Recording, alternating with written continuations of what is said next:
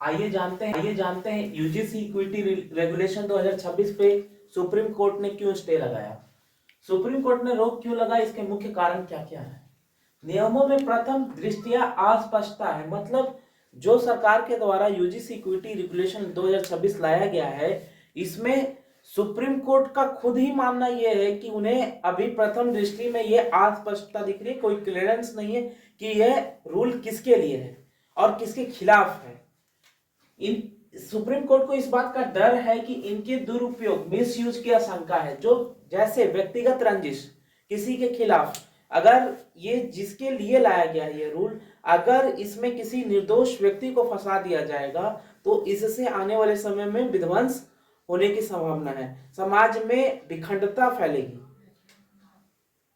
फर्जी शिकायतों के लिए इस्तेमाल हो सकता है। मतलब किसी को भी जो समाज इस बिल से वंचित है उसको फंसाने की आशंका जताई गई है सुप्रीम कोर्ट के द्वारा। इसीलिए सुप्रीम कोर्ट ने 19 मार्च 2026 तक इस पर स्टे लगा दिया है। इसकी अगली सुनवाई 19 मार्च 2026 को सुप्रीम कोर्ट करेगी, जिसमें सरकार को स्पष्ट तौर पे बताना होगा कि इस ड्राफ्ट या इस रेगुलेशन बिल से क्या समाज में, मतलब किस वर्ग यूनिवर्सिटियों में फायदा होने वाला है बच्चों को।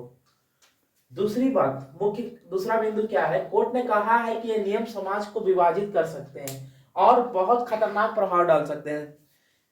जो सुप्रीम कोर्ट के मुख्य न्यायाधीश की बेंच, चीफ जस्टिस सूर्यकांत, उनकी जो बेंच ने अपनी टिप्पणी रखी है उसमें उन्होंने कहा है कि इस बिल के कारण हमारे यहाँ की स्थिति अमेरिका जैसी हो सकती है, जहां श्वेत और अश्वेत के बीच की जो धारणा बन चुकी थी वही हमारे देश में भी कहीं फैल ना जाए वही बीमारी।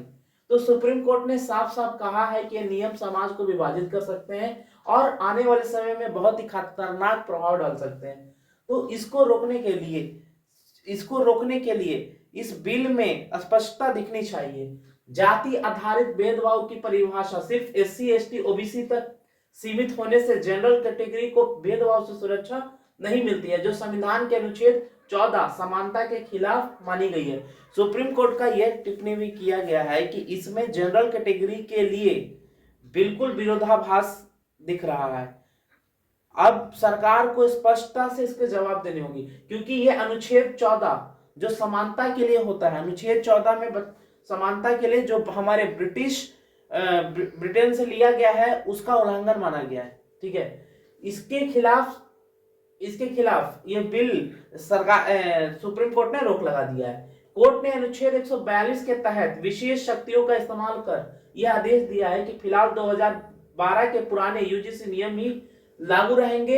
अगली सुनवाई 19 मार्च 2026 को होगी।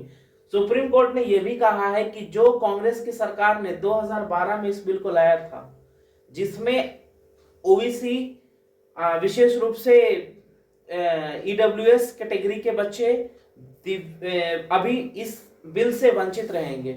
ठीक है, और सुप्रीम कोर्ट ने अपनी विशेष शक्तियों का उपयोग करके अनुच्छेद 142, जो अनुच्छेद 142 में विशेष शक्तियां सुप्रीम कोर्ट को दी जाती है, इसी अनुच्छेद के इस्तेमाल के साथ राम जन्मभूमि मंदिर ट्रस्ट को भूमि आवंटन किया गया था और मस्जिद के लिए ट्रस्ट बनाई गई थी। इसी विशेष अधिकार अनुच्छेद 142 का उपयोग कर सुप्रीम कोर्ट पहले भी कई फैसले कर चुका है और इसी का इस्तेमाल कर सुप्रीम कोर्ट ने यूजीसी इक्विटी रेगुलेशन बिल पर स्टे लगाया है और सरकार को कहा है कि इस पर स्पष्टता के साथ 19 मार्च को अपना जवाब दर्ज कराएं।